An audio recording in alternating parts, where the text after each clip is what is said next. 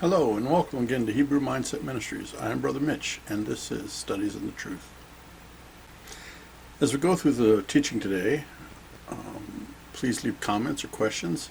Remember that we're here to test the scriptures. We're not here to argue about things that are not relevant to the gospel. Please keep your questions and your statements kind and considerate and be sincere.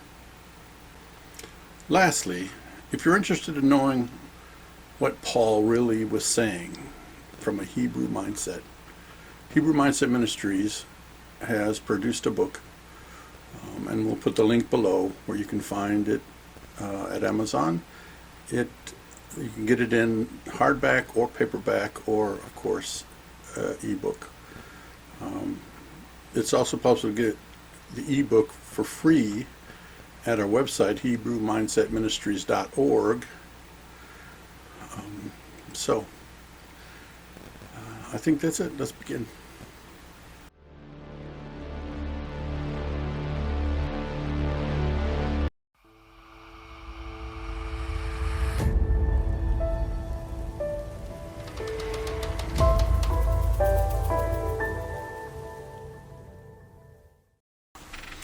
Alright, we're going to go through part 3 of part 3 of salvation in Romans. We're going to talk about 5 and 6. Just going to read through 5 briefly and clarify a few words, stuff. It's not that big a deal, just highlight some things. And then we're going to go to 6, which is going to give us a little more detail. Okay, now, chapter 5 is talking about justification. I'm just going to say so right in the first line. And then we're going to move to sanctification, which is in chapter 6. Okay, so let's start. Romans 5:1. It says, therefore, having been declared right, that's justified. Okay? Having been, past tense. So, therefore, having been justified by belief, we have peace with Elohim through our Master Yeshua Messiah, through whom also we have access by belief into his favor or grace in which we stand. We always stand in his favor or grace, okay?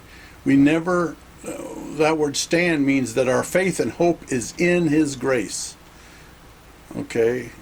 That we receive through the work of Messiah, through our belief in Messiah. So that's what we stand upon. We never allow our trust or our hope to be in anything else. Okay, that's an important distinction to make. Okay, he says, and we exalt in the expectation, that's hope, of the esteem of Elohim. This is where he's talking about glorification. That's what we're hoping for, glorification at the resurrection. Verse 3, and not only this, but we also exalt in pressures, that's struggles, knowing that pressure works endurance. And the word endurance here is a cheerful, it means cheerful, frankly, but it's referring to that we strive with a cheerful attitude to remain obedient to Yahweh through our suffering. That's what endurance is. Revelation 14:12 says that this is the endurance of the saints, those who keep the commandments of Elohim and have faith in Yeshua Messiah. So endurance is a cheerful or what's the word I'm thinking of? It's, then that you just gladly walk forth in obedience to Messiah, obedience to Yahweh's Torah through faith in Messiah. It's just no matter how much we're suffering, we're just encouraged continually to continue living cheerful before him, not allowing things to get us down, basically is what that's referring to. Anyway, he goes on to, in verse 4, and endurance, approvedness. The word approvedness refers to a test that has been passed. Okay, so our struggles, these struggles work us into our endurance, help us to learn to remain hopeful and cheerful through him, in obedience to him as we go through our suffering, and that doing this the evidence that we have passed the test. Okay, and that passing of the test, that approval, is what comforts us in our hope or our expectation, and what solidifies our hope, our expectation. Yeah, you know that old saying that I think it's Hebrews 11. I could be wrong about that.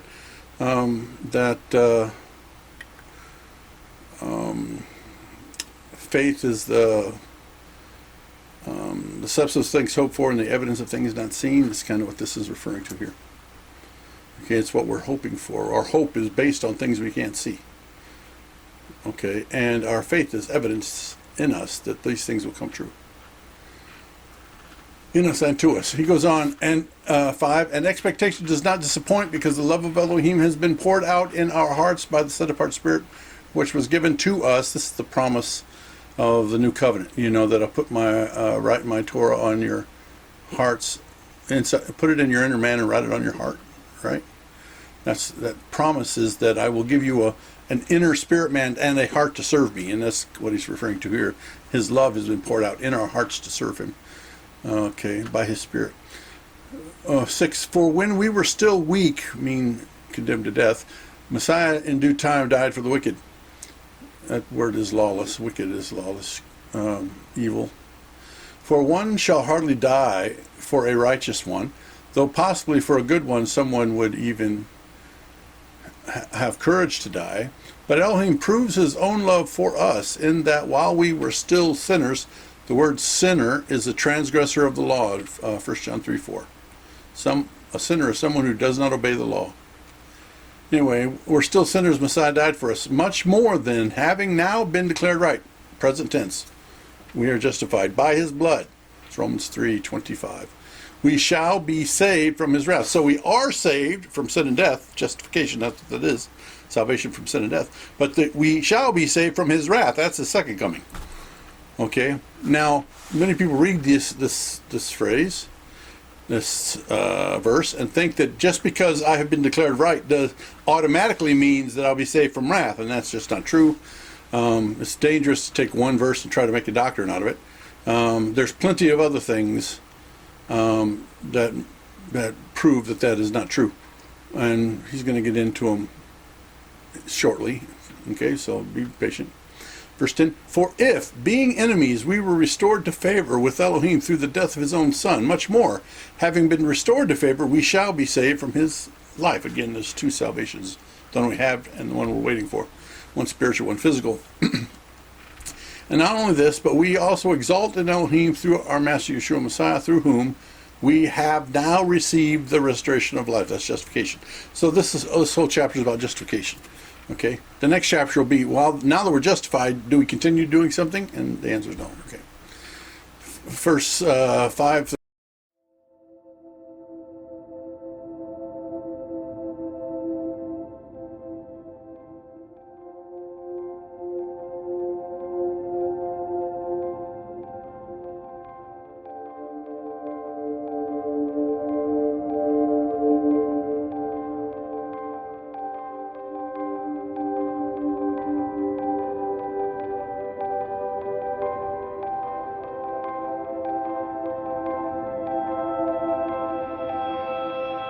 13, for until the Torah, and that means until it was given at Mount Sinai, sin was in the world, but sin is not reckoned when there is no Torah. Now, some people, if you remember Romans 3:20, it says, by the works of Torah, no man shall be justified, for from the Torah is the knowledge of sin. This is what this is talking about.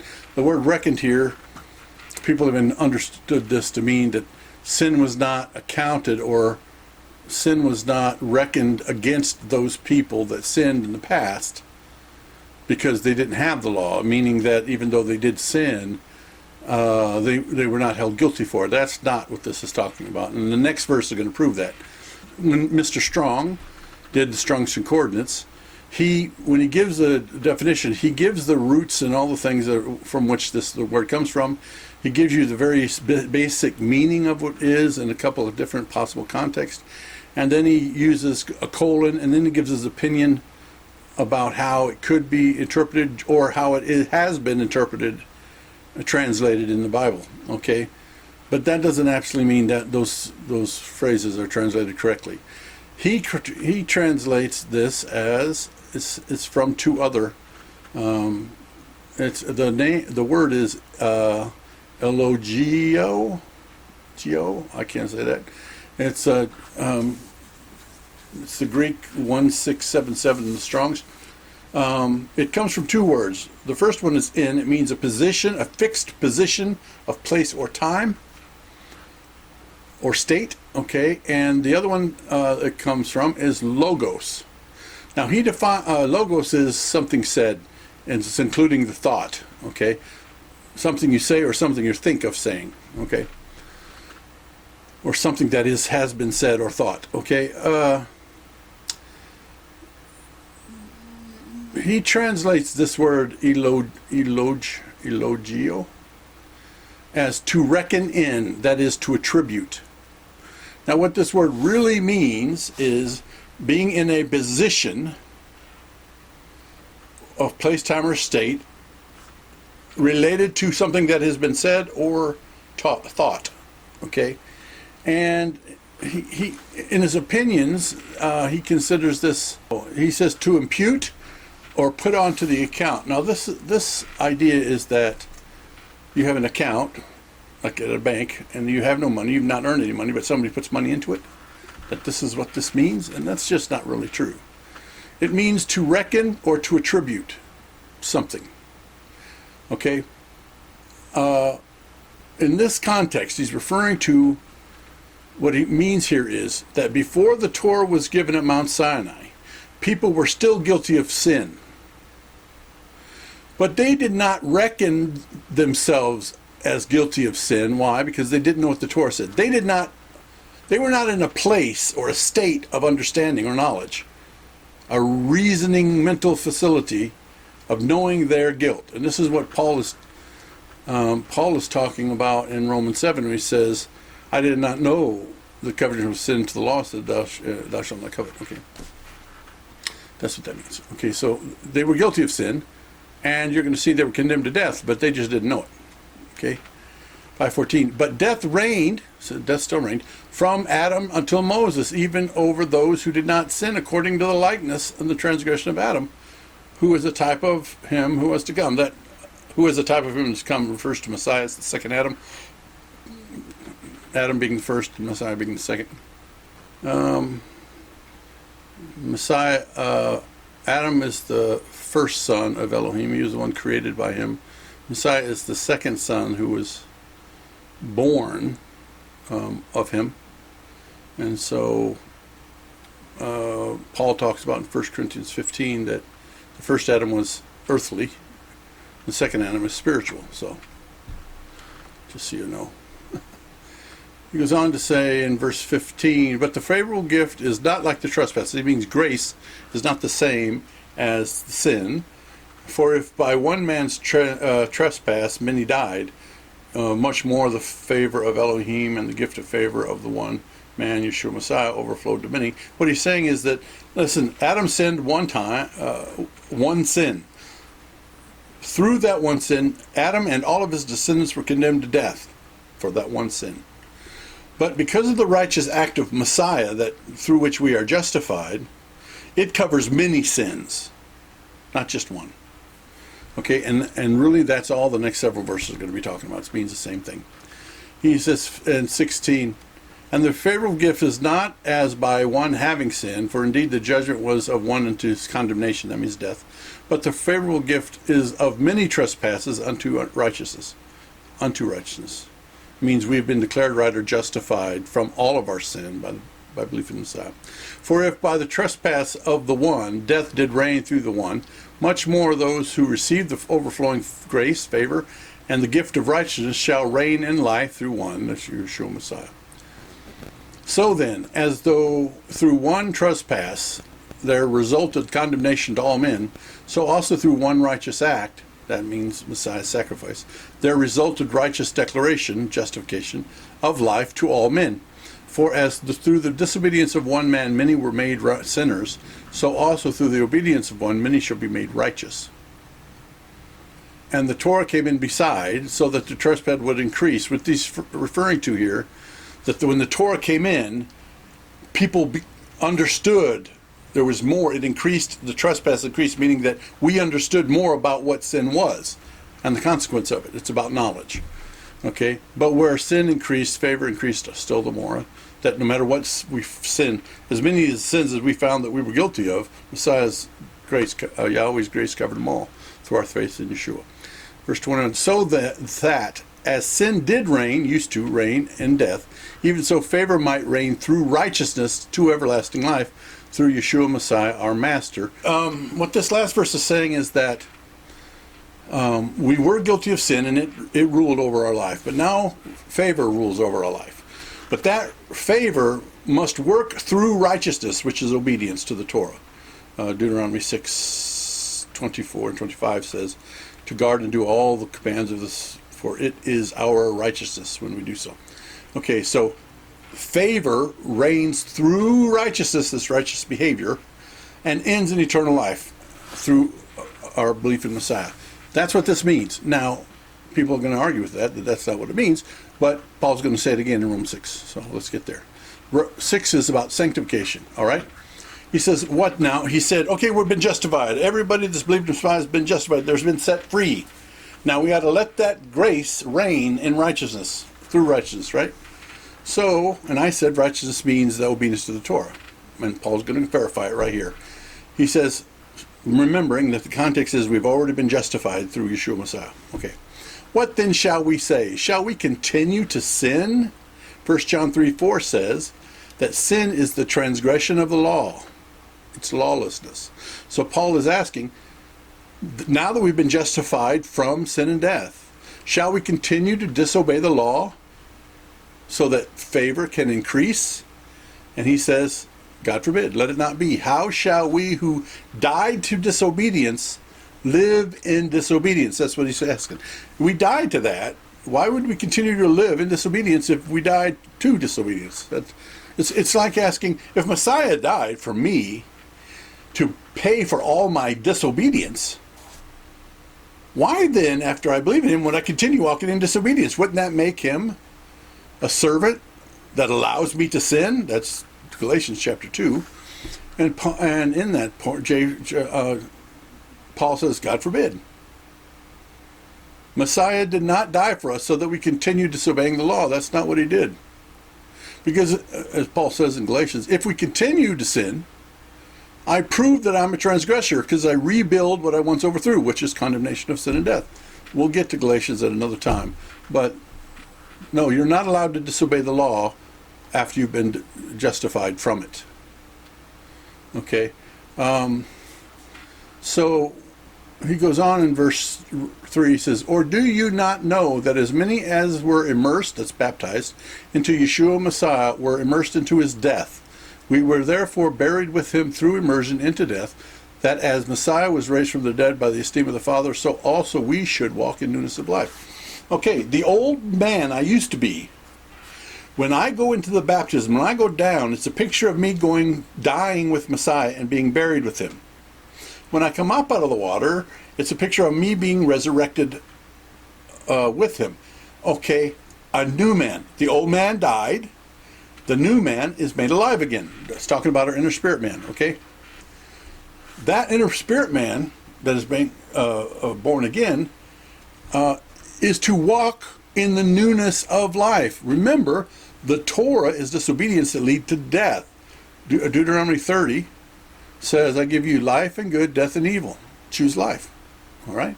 Here's he saying, we used to walk in sin and death. Okay? We used to walk in sin, disobedience to the law, and it caused death.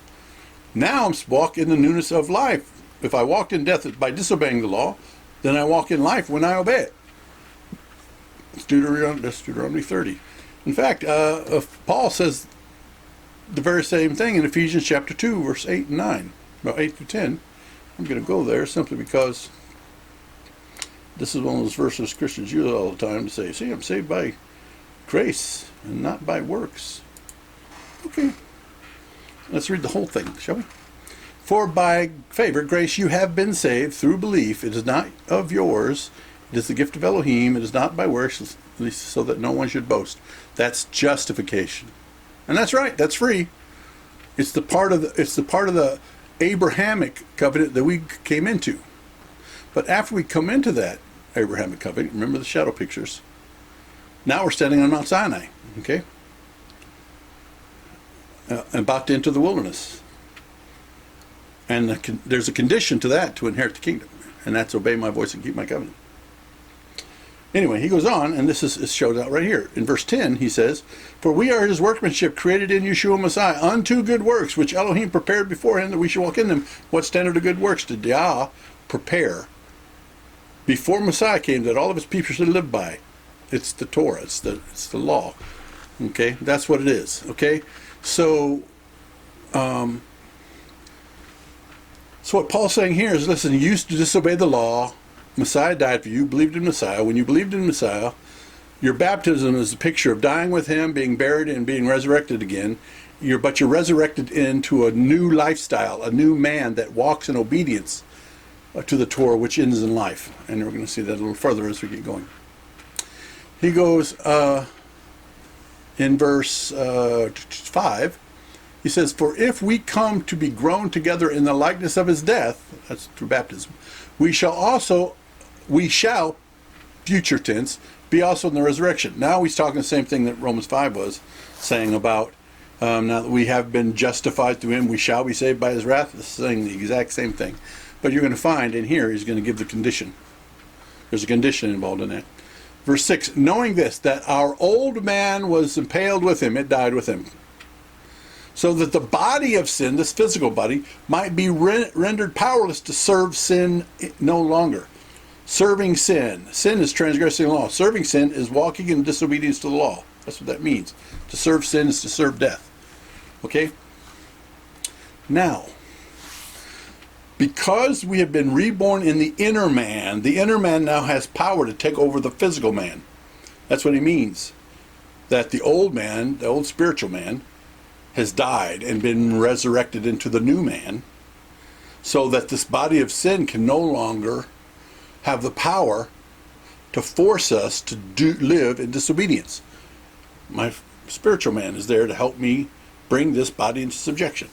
That's why Galatians chapter 5 talks about how the spirit and the flesh are battling with each other, and the way I overcome the flesh, and that's Romans 8 and Galatians 5, okay, is to walk in the Spirit. That means Spirit, since Romans 8:7 says that the flesh does not subject itself to the law, but by contrast, the Spirit does subject itself to the law, and it's in subduing the works of the good works of the law is what trains us to take control of this body.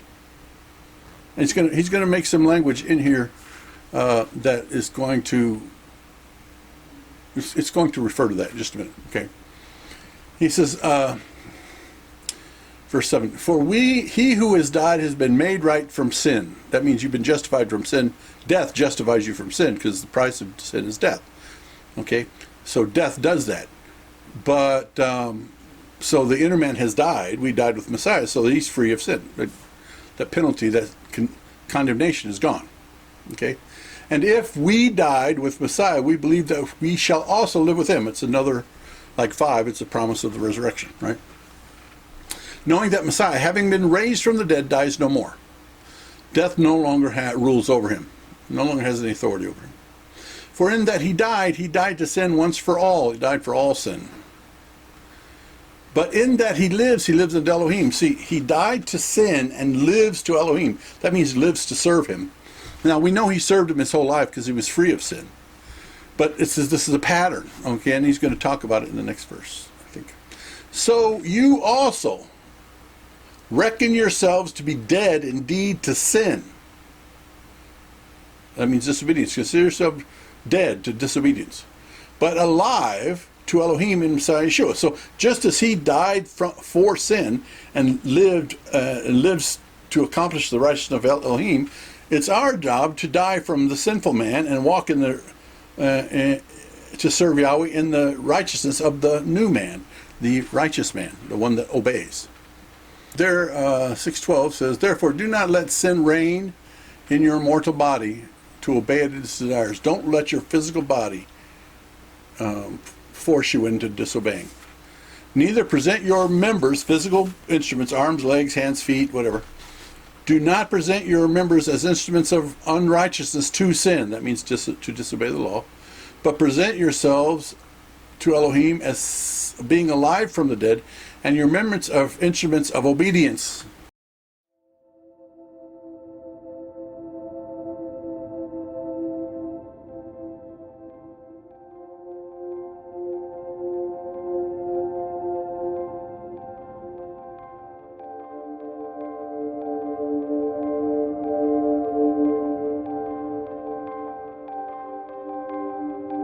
Because obedience leads to righteousness. He's going to say that in just a minute.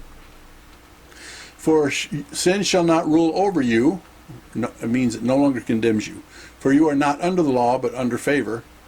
The sin no longer has any power to rule over you, to have authority over you. Because when you believed in Messiah, you died to its authority. Meaning, people say under the law means we don't have to obey the law. That's not true.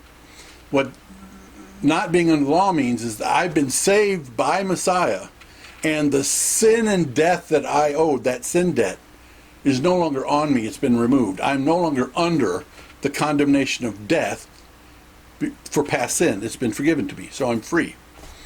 And that's what I'm under favor, not grace, and not condemnation. So it's an argument between condemnation and favor. It has nothing to do with obedience to the law. It's not what that's about. It's being condemned by the law that puts you under it. 6:15 says, what then? Shall we sin, transgress the law, because we are not under, condemned by the Torah, but under favor? Let it not be, God forbid. Do you not know that to whom you present yourselves servants for obedience, you are servants to the one you obey? Do you understand what that means? That means that if you say you serve Yahweh, but you're walking in disobedience to Yahweh, then you're not serving Yahweh, you're serving someone else. That's what that means. That's what the Torah says.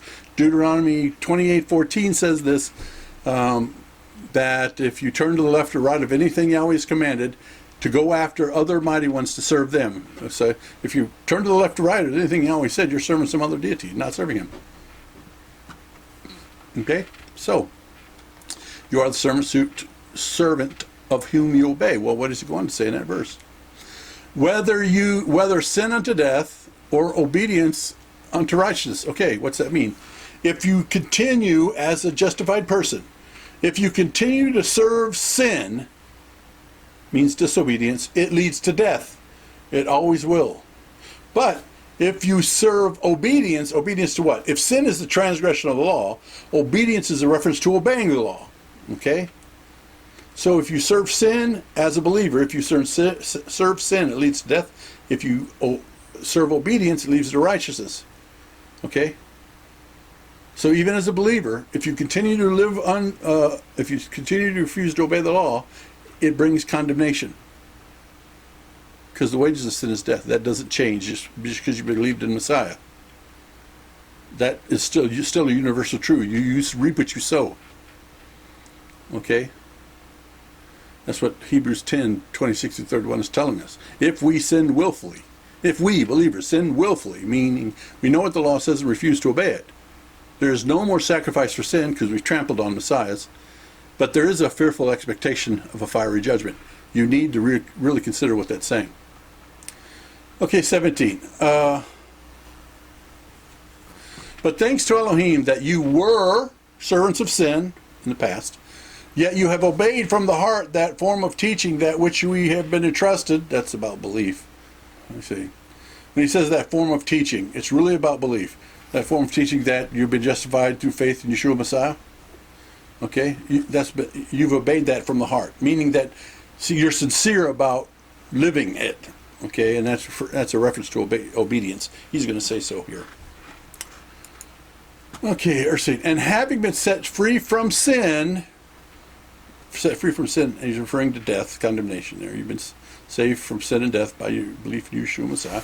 You become servants of righteousness. Remember, Deuteronomy 6:24-25 says that to guard and do all these commands, for they are our righteousness. It's our righteousness when we do them. Okay, so we used to disobey, and now we're supposed to obey. I speak as a man because of the weakness of your flesh, for even as you did, past tense, present your members, your body, servants of uncleanness and of lawlessness, resulting in lawlessness. We used to behave that way.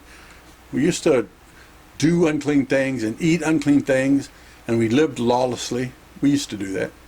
So now, after you've been justified by faith in Yeshua Messiah, present your members as servants of righteousness, resulting in set-apartness or holiness. So righteousness leads to holiness, set-apartness. Why? Because people look at you and say, wow, he don't live like me, he don't live like the world, he lives just like the Bible says he should. For when you were, past tense, servants of sin, you were free from righteousness, which meant you didn't have any. You didn't have any. It didn't exist. What fruit, therefore, were you having then? When you were serving of sin, you bore fruit over which you are now ashamed, for the end thereof is death. Why? Because disobeying the law is sin, and sin leads to death. That's why. But now, something has changed. Having been set free from sin, and having become servants of Elohim, servants obey their master, you have your fruit of righteousness, resulting in set-apartness, holiness, and the end, everlasting life. See that pattern? Justification, right? That's what chapter 5 is about, justification. Being saved from past sin and death by the blood of Yeshua Messiah. And chapter 6 is talking about sanctification. You are a servant to whom you obey. Okay? We used to obey sin, that's transgressing the law, and it led to death. But now that we've been justified from that sin and death, we're to live in obedience, which is righteousness, which leads to holiness and ends in eternal life. See how there's a pattern. Justification must be followed by sanctification. These two working together lead to glorification. It's a pattern. It's the same pattern of the Tanakh, you know what I mean? Of the 600 plus thousand people, men, that came out of Egypt with Moses. Only 2 of those men entered the kingdom. Why? Because when they were told to go into the kingdom, to the promised land, 10 men said no, because there's giants and fearful things in there. And 2 men said, who cares about those things? Yahweh will go before us. 10 men proved that they didn't trust Yahweh because they refused to obey him. And 2 men proved they did. So 2 men proved their belief by their willingness to do the work, despite the fear and the persecution that might come. And so they were deemed worthy, while the others were deemed not worthy and were rejected. Romans 6:23 says that for the wages of sin is death, but the favorable gift of Elohim is everlasting life in Yeshua Messiah. The church uses this as part of the Romans road to show people, see, you have sinned, and sin leads to death, but you can have everlasting life through Messiah. Okay, that's a way to use this verse. It is not how the verse is intended to be understood in the context of this passage. It's meant to be understood in the same context as 6:16. You're a servant to whom you obey. He's saying, if you continue sinning, it leads to death. Okay, it does. But the favorable gift of Elohim is everlasting life in Yeshua Messiah. In Yeshua Messiah is the important part. To be in him, you must believe and you must walk. Being in him is about abiding in him. Messiah says in John, verse 15, chapter 15, he said, if you abide in me, you'll keep my commandments, right? You have to keep his commandments, the commandments. That's how you have to do. You have to do that. Okay, another verse in Romans here about this. You have to walk in obedience is Romans 8.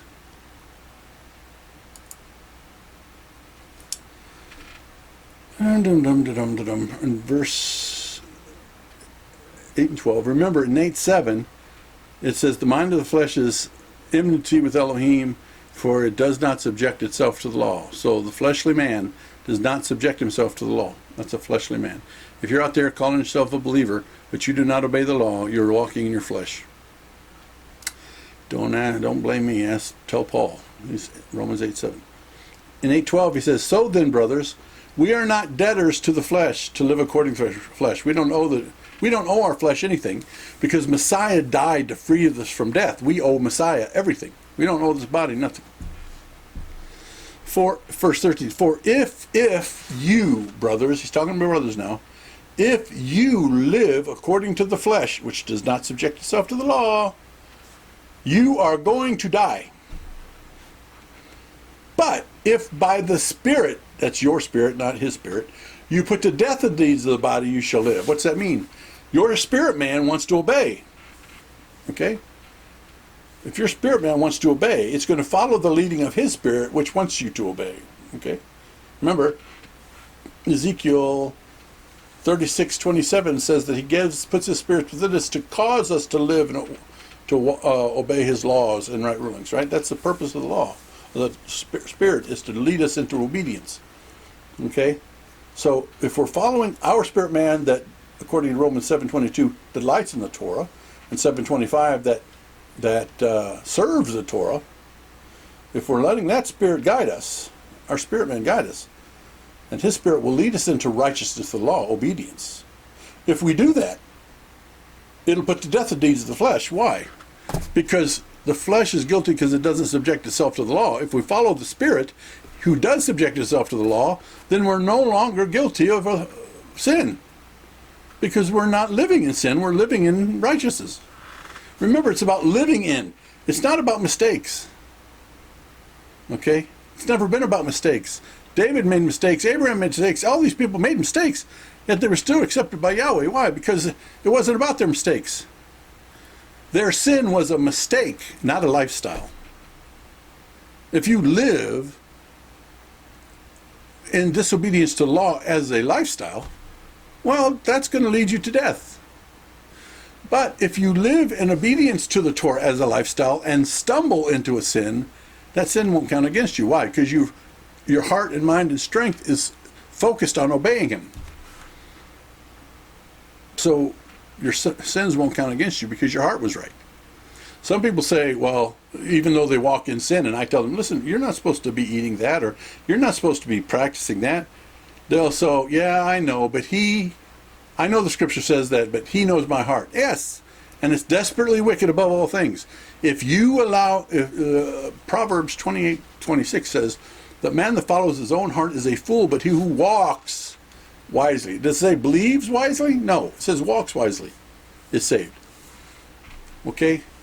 Your justification must be lived out wisely through obedience to the Torah, or you'll die in the wilderness of this life and not inherit the kingdom. You'll go on to the second death. That's just the way it is. That's what the scripture says, and that's what it means, and like it or not, there's nothing I can do about it. All I can do is tell you what it says, and pray that Yah will open your hearts and your minds to hear his truth and to live by them. Repent, church, for the kingdom of heaven is close, real close. Peace. Hebrew Mindset Ministries has published a book called Not Under the Law, Paul's Gospel from a Hebrew Mindset. If you'd like a copy, there below is a link that you can go to Amazon to get the book. It's in hardback, paperback, and ebook. If you're just interested in the ebook, you can go to our website, Hebrewmindsetministries.org, and you can download it for free. We have I think we have in a Word document or a PDF, an ebook, and then mobi, which is a Kindle. So you can download for free there. All right. Hope to see you again. God bless you. Shalom.